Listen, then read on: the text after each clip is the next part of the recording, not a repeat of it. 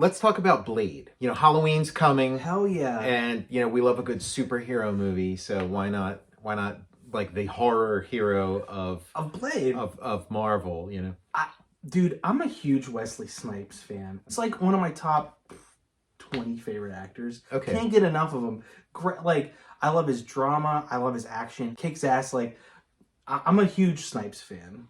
So this was my first time seeing Blade. Now, like, wow. you've because it's a classic. It's like and people talk about it as like, okay, this is there's X-Men and there's Spider-Man, but like, Blade was there first, with like a quality, Marvel superhero movie. That's another thing. Like, so 98 was Blade. Mm-hmm. Saw that in the theater.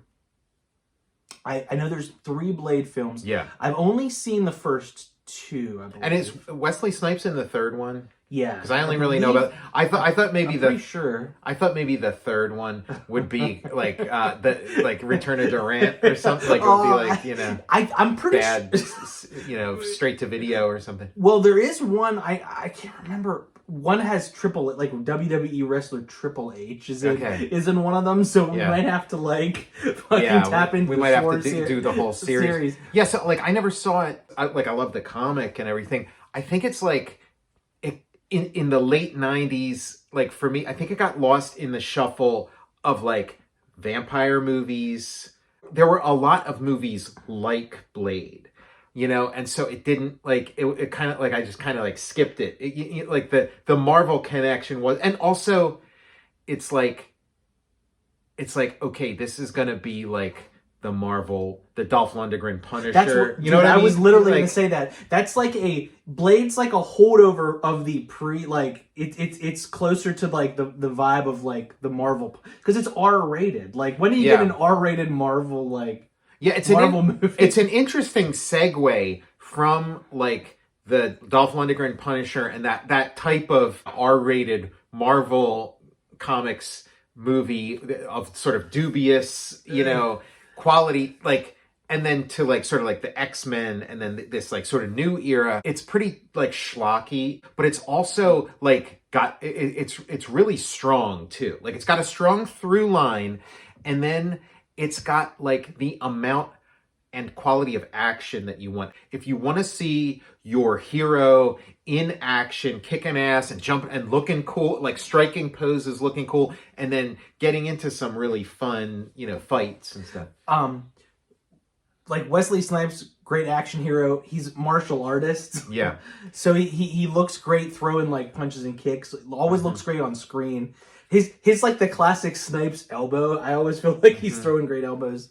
You're right. You got kind of like burnt out on vampire movies. Because it was like, how do you choose which late 90s, early 2000s vampire movie to check out? I remember my mom like was a Star is Born original fan. Right. So she's a Chris Christopherson fan. So like he's a Whistler. Yeah. So I remember she wanted to check Blade out. Snipes, Simon Phoenix, love him. Like it brought Daywalker into the lexicon. Yes. Like I recognize its stamp on sort of pop culture, and so it was interesting seeing it for the first time and kind of being like, oh, that's where that came from, and that, because it does have a lot of it's still stuff that has held over. And also Snipes, I remember I feel like I could be completely wrong, but he like funded it, or like it was his like baby, like where he like put a lot of his own money into it and stuff. That makes sense, because it is like really hard, like at that time, like it like to think back to that era and how like a Marvel movie, it's like yikes, like that is not a saying like, oh, this is a Marvel Comics movie was not a selling point back then. It was kind of like, oh, okay, well that put your ass in the line. Yeah, throw it right. So it's like and I could see how for him it's like I see how this thing's gonna be great. But it's a starring vehicle. Yeah, a star vehicle can't convince anybody to get on board. But yet and another influence on it was the relatively recent Terminator 2, just like 4 years before it. Yeah. And it's got a lot of like the Terminator 2 beats, and he's kind of got like the Terminator, the shades, and then like the trench coat, and a lot of the kind of shots where you're like, look, he's got his gun and you're kind of like looking up at him, and he's also got like the Terminator demeanor. Like he doesn't yeah, he doesn't like crack a smile or anything. He's like very serious about what he does. It's the holdover of like the pre like Disney era Marvel stuff where like you got the properties, but they haven't been, not that they weren't like focus grouping movies into like the ground, but like everything's like sanitized. It's like it's really like nothing weird sneaks through your movie. Yeah, and this has some weird stuff, and it's got like CGI that's like kind of biting off more than it can chew, which kind of worked because it's like real shitty CGI, so it's kind of like good for like sort of shock value and schlockiness, like when the different ways that the vampires would like dissolve and melt and like their puke out their skeletons and stuff.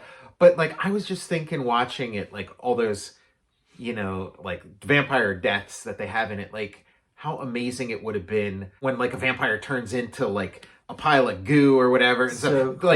Like if it were like a Tom Savini, kind of like like puppet creature where they're like blowing air into it as it's like doing its like death throws, like how that like it would have the movie would have like gone up like more practical effects. And like when I was little, even like younger, like vampire, like that was the monster that really, like I was obsessed with werewolves. Yeah, but me too. Yeah. But the vampire would scare me, and like anything vampire related freaked me the fuck out.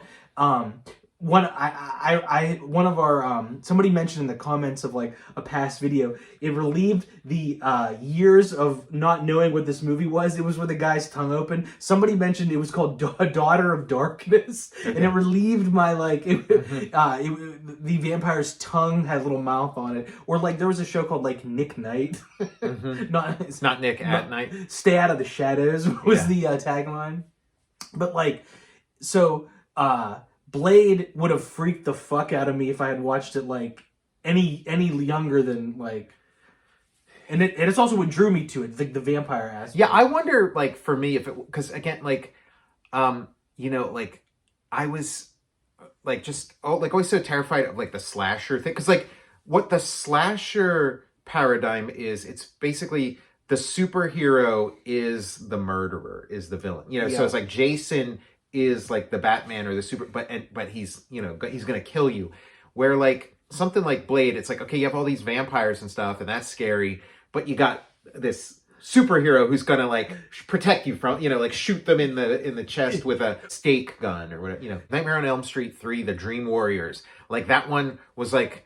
That one, I was like, okay, I'm okay with this because like the kids get like superpowers. There's a Dungeons and Dragons character. If you're kind of like completely defenseless against this like overwhelmingly powerful and charismatic maniac, like that was too much for me to handle as a kid. Yeah, he's doing one-liners like where it's like if you got the Ghostbusters, then like you could show me anything in a Ghostbusters movie and it's fine because I know the Ghostbusters are there, and like I think I would have been okay with Blade. Freddy, not only is he gonna slash you up, he's gonna bully you. He's gonna bully you, and he's gonna come up with like a real funny. I know. I'm like, God, shit on you. Again, the movie was structured really well, and when you're trying to sell these like sort of offbeat superhero concepts in a marketplace that's hostile to them, not like today or something, just found really good ways in like just like the thing of like secret underground of vampires, and then also the way like his girlfriend is utilized in the movie is like just really smart too, because it becomes like a way to have sort of somebody like constantly in jeopardy with like somebody he has to protect. So, and then for exposition's sake, it's just kind of like a cool way of moving in that world and not, and since she's got a little bit of like vampire, like she might become a vampire too. It kind of, I like the, he's like half a vampire. Yeah, that's brilliant. That's because it's like a have your cake and eat it too kind of thing. Yeah, the Daywalker. So good. Yeah, that is brilliant. And all of the benefits, none of the disadvantages. And like the stake gun, like I like when I always love like they do this in like From Dusk Till Dawn too. Like when you same with like, I don't know, werewolves or Frankensteins or mummies, like you could put a stake on the end of like a jackhammer and the stake, or like you have like holy water and a squirt gun where you're doing like giving a little oomph to the old tropes. Yeah, like a garlic gun. Yeah. It's automatic garlic press. Like, it's slicing it real thin. Whoa, that garlic slice is practically liquefying on the vampire. Yeah, like it does have a lot of like the action movie, like stuff from like an 80s action movie to like something from like a Shane Black kind of definitely Lethal Weapon kind of stuff in there too. Because again, you're trying to make this superhero stuff like work, like because I'm sure some people, I'm sure many people went into that movie not even realizing it was like a Marvel character. The comics are amazing. I've never read any Blade. There's like a million of them, and the artist for most of them is Gene Colan, and it's just like incredible art, and like the stories are a lot of fun, and yeah, it is kind of. It's a real sweet spot because it is like, again, like, that whole thing of like a vampire, a half vampire who's like a good guy. It's kind of a winner right there. Tom, I've got to see if we have this playing anywhere, but been meaning to buy it on Blu-ray. We have to cover Innocent Blood. Okay. It's filmed in Pittsburgh. It's about, it's got Robert Loggia, Dawn Rickles. You mentioned mobs, like, because I was thinking, like, I thought it'd be funny if, like, a mobster the vampire won't bite him because he's got garlic. Got too much garlic. Garlic up. But I was like, there's already been a vampire mobster on Innocent Blood. And there's, like, a vampire that only sucks blood from criminals. Mm. Yeah, see, that's a good gimmick, too. You think of the era that Blade came out of, like 1998 and stuff. You got your rave scenes. Oh yeah, it's a rave, and then like blood starts spurting, and it's and then it's like, oh, it's a vampire rave, but like the rave. And I was thinking, like, just taking you back in time, the ravers are dressed so conservatively, like, because you think about if like. Again, it's supposed to. It's a rave, and here's like the craziest fashions from, and it's like, oh yeah, like I guess 1998 was a very buttoned down time. So like the crazy rave is like it just looks like you're at the office, and because I was thinking like, oh, if you had like that scene now, people would be wearing like LED lights, as necklaces, and they'd be wearing crazy like mesh. Day glow outfit, like there'd be much more color, much more wackiness, and just I guess just improvements in technology that you can have all this like LED everywhere on people. You mentioned the rave being inserted in Freddy vs. Jason. There's a cornfield rave inserted, and the guy has like glow sticks. He's like spinning around. Yeah, like there were no glow sticks or anything at this rave, which seemed a little odd. My buddy Andrew and I, we had a sketch we were writing where Predator lands. This is Burning Man. This is pre-Burning Man happening. And his ultimate bad guy was this like Cat in the Hat guy with like devil sticks and stuff that he like targeted. like that's his Dutch. That's his Dutch. But the guy's unaware that the Predator is attacking him. He's attracted by heat and conflict. So he shows up. Nice. The guy has a Cat in the Hat and like a pacifier. So Blade, like you saw it in the theater, like was it one of those big like life-defining kind of movie experiences, or were you just kind of like whatever? I was just like, this is awesome. I was just like happy to see a good action movie. Yeah, I consider it more an action movie. More an action movie, than like a superhero thing. Because like I feel like if you went into it as like a superhero movie, because again, it is like. Because it is like, oh yeah, that's right, Blade is a superhero movie. Like, but I feel like if you go into it as a superhero movie, it is like very satisfying that way. Because like you want to see your guy kicking some ass. Definitely. But yeah, like you think about that era, there's like that Jet Li movie where you like... There was a Kiss of the Dragon. No, there was a Jet Li one where he travels to, like where... It's multiverses. Is it like The One? The One, yeah, that Jet Li movie, The One. So again, like around this time, there's all this stuff where we're like this close to getting like the full, like Marvel superhero kind of like the sort of, what it became, like we're kind of like circling around it, you know, even with Blade being like an official, you know, Marvel like property. a Marvel property, still like we're not, you know, we're not quite, you know, he's still, you know. And then when we did the Iron Man episode, even Iron Man 1 is kind of still like a holdover. Yeah, it's still kind of hedging its bets a little bit, you know. Yeah, more action packed and like, but well, I can't believe what modern Marvel movie would be like the turning point. The official. I mean, I think of it as you know, the Tobey Maguire Spider-Man, because it is like he's got like the colorful costume. It's not like an all black jumpsuit. You know, it's not like leather or because like Wesley Snipes, it's like if they had to pull the ripcord, they could be like, oh yeah, that's not a Marvel guy. He's not a superhero. You know what I mean? Where like when Spider-Man shows up and he's red and blue, it's like, okay, this is like a moment in the same. Because even like, because Batman, like you were never gonna see a Batman with a blue cowl and cape and gray, you know, and then blue trunks. Like you were just never gonna see that. So like a Spider-Man that looks more or less like the Spider-Man in the comic, that's a big turning point. So then you have other sort of moments like that, like in Captain America, when he kind of like, he shows up for a little while in like the full-on comic book Captain America. Now eventually he becomes a little more like a too cool for school kind of Captain America outfit, but like for a little while it is that full you know. And then Thor Ragnarok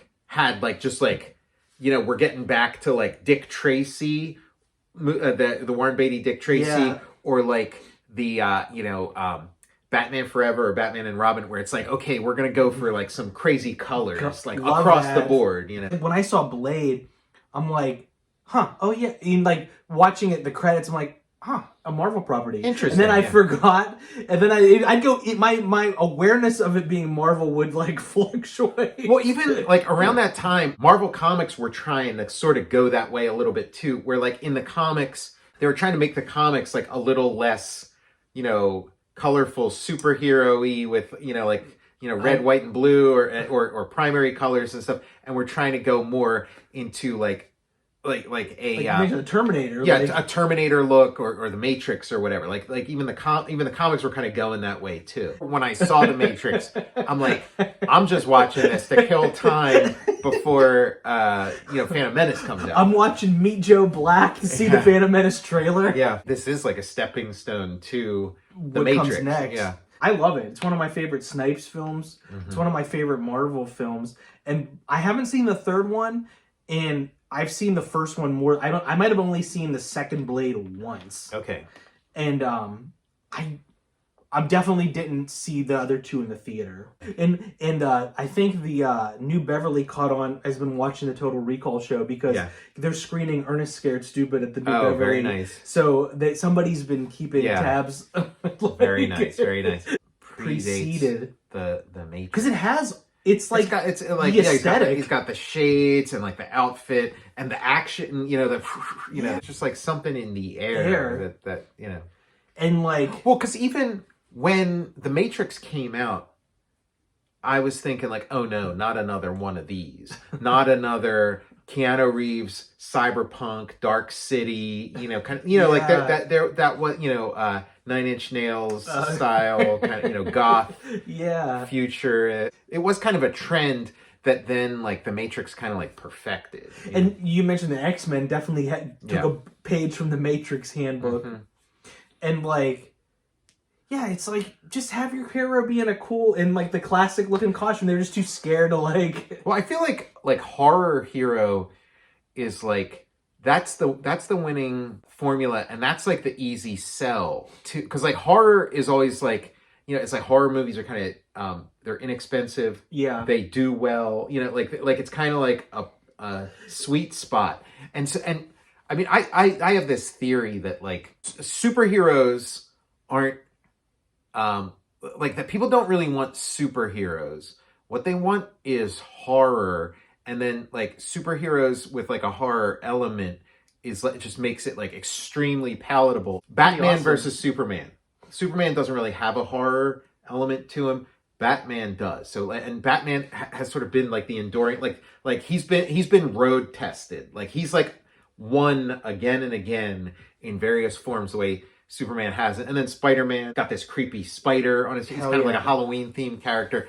And then the Hulk, the Thing, in the Fantastic Four, like the Marvel thing. So I feel like it's like the horror element that makes these things win. So if you just lean into like the pure superhero-ness, you're going to have a tougher battle, like an uphill climb versus if you do like a horror hero. Spawn. Like nothing compliments Batman more than like a pumpkin, like a jack-o'-lantern. Yeah. What a great pair. They're like two great tastes that go great together. Yeah. So yeah, Blade, check it out. It's on Disney Plus, and Blade 2 and 3 are there too. So this is part 1 of our Blade trilogy. Bladed G. Bladed G. That were like, I love quadrilogy. Yes. Yeah, how good is your movie? How good is your part 4?